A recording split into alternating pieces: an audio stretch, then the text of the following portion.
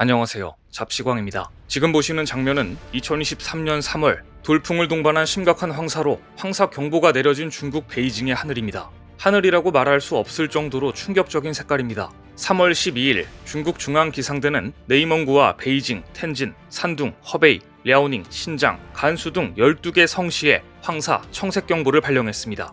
한 중국 네티즌은 SNS에 중국의 상황을 이렇게 표현했습니다. 공기 중에서 흙냄새가 나고 희뿌연 먼지로 앞을 볼 수 없을 지경이다. 한낮인데도 사방이 어둑어둑하다.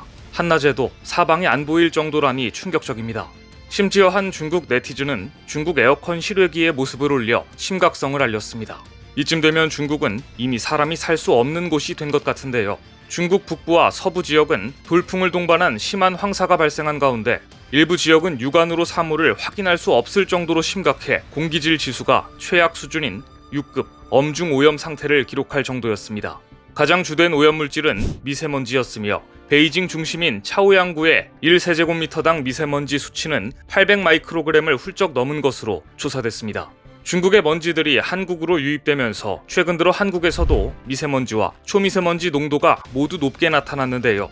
하지만 중국은 이를 두고 오염 물질이 아니라 사막 지역의 모래바람 황사라는 입장만 반복하고 있습니다. 중국의 입장을 정리해보면 겨울 동안 얼어있던 네이멍구 고원과 고비 사막의 건조한 땅이 봄이 되어 녹으면서 토양이 잘게 부서져 부유하기 쉬운 상태가 되는데 이때 강한 바람이 불면 흙먼지가 떠오르고 흙먼지가 바람을 타고 한국으로 이동하는 것이라며 계절 탓을 해왔습니다. 하지만 최근 발생하는 황사와 미세먼지에 대해 과학자들은 다른 의견을 내놓고 있습니다. 중국이 무분별하게 지은 석탄 발전이 주된 원인이라는 것입니다.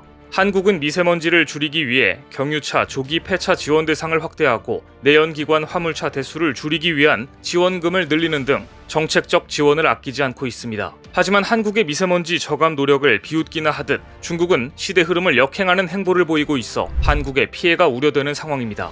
최근 워싱턴 포스트, CNN 등 외신들은 지난해 중국 정부가 또다시 106기가와트 규모의 석탄 발전 사업을 허가했다고 보도했습니다. 이는 2015년 이후 최대 규모의 석탄 발전 사업을 허가했다는 이야기입니다. 보통 발전 용량이 2기가와트 이상이면 대형 석탄 발전소로 분류되는데 무려 106기가와트를 허가했다면 대기 오염은 무시하고 석탄 발전에 올인하겠다는 의미입니다.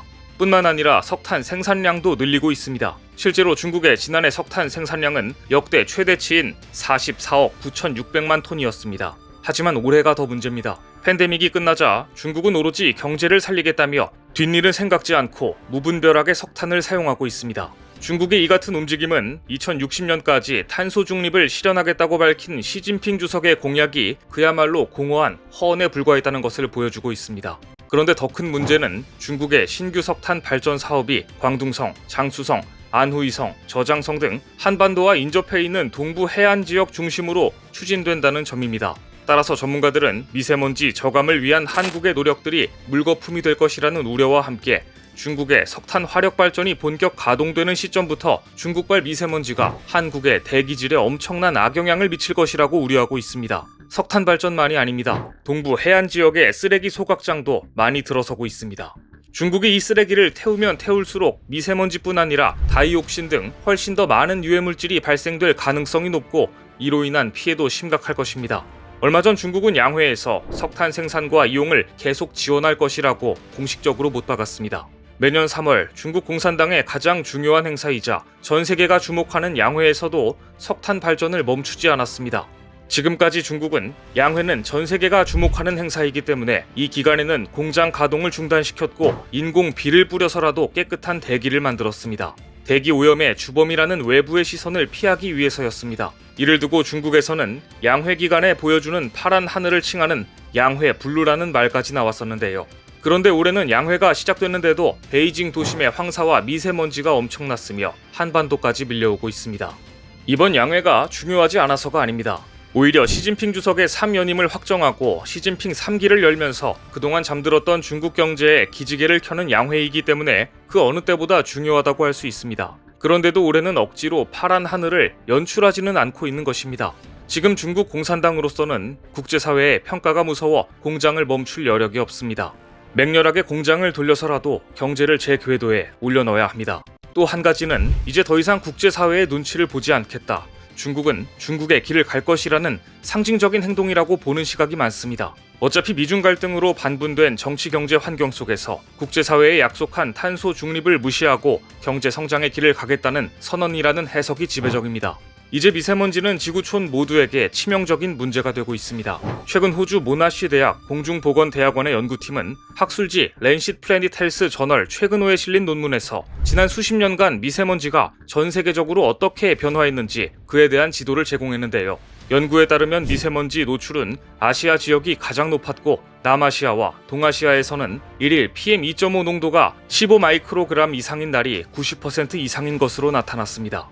미세먼지는 눈에 잘 보이지 않지만 조금씩 사람의 몸에 침투해 다양한 건강 문제를 일으킵니다. 영국 공중보건국은 오염된 공기가 매년 약 4만 명의 목숨을 앗아간다고 경고했고 2019년 국제학술지 성의학 저널에 발표된 연구에 따르면 자동차 매연, 미세먼지 등에 정기적으로 노출되면 발기부전 발병률까지 높이는 것으로 나타났습니다.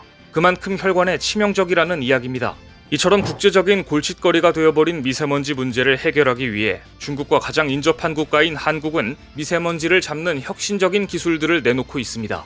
한국에너지기술연구원이 개발해 SK머티리얼즈의 기술을 이전한 이산화탄소 포집용 액상 흡수제 키어솔은 대표적인 미세먼지 제거 기술입니다. 특수 액체를 이용해 공장 굴뚝에서 나오는 배출가스 중에서 이산화탄소만 흡수하는 기술인데요. 간단한 화학 구조로 이루어진 탄산칼륨을 주재료로 한 특수 액체를 사용하는데 한국의 기술은 다른 나라보다 저렴한 원료를 사용하기 때문에 적은 에너지로도 운전이 가능하다는 장점이 있습니다. 키어솔은 원래 이산화탄소 포집이 목적이었는데요. 시험 도중 미세먼지를 90% 흡착한다는 사실이 발견돼 미세먼지와 이산화탄소를 동시에 잡아내는 기술로 발전했습니다. 한편에서는 필터 없는 신개념의 기술적 진보도 이뤄지고 있습니다. 정전기와 물만을 활용해 공기를 정화하는 한국기계연구원 환경기계시스템연구실의 습식 공기정화 기술이 그것입니다. 1년 동안 실증한 결과 정전기를 활용한 미세먼지 제거 기술은 실제로 화력발전소에서 나오는 대기 오염 물질을 70% 줄일 수 있는 것으로 나타났습니다. 게다가 최근에는 드론으로 미세먼지를 잡는 방법까지 개발해냈습니다. 이 장면은 전북지방환경청에서 드론을 띄워 미세먼지 농도를 측정하고 대기 시료를 채취하는 모습입니다. 최근에는 필터가 장착된 드론을 특정 지역에 날려 미세먼지를 흡착하는 기술이 도입되기도 했는데요. 수백 대의 드론이 공기정화 장치를 가동해 대기에 미세먼지를 흡착하는 방식입니다. 이 기술을 활용하려면 드론이 수시로 충전하면서 장시간 채공할 수 있도록 상공에 열기구 형태의 드론 충전소를 설치해야 합니다. 한국이 이처럼 미세먼지 저감을 위해 다양한 기술을 개발하고 있지만 근본적인 미세먼지 감소 해법은 중국에서 석탄 발전을 자제해야 한다는 점입니다.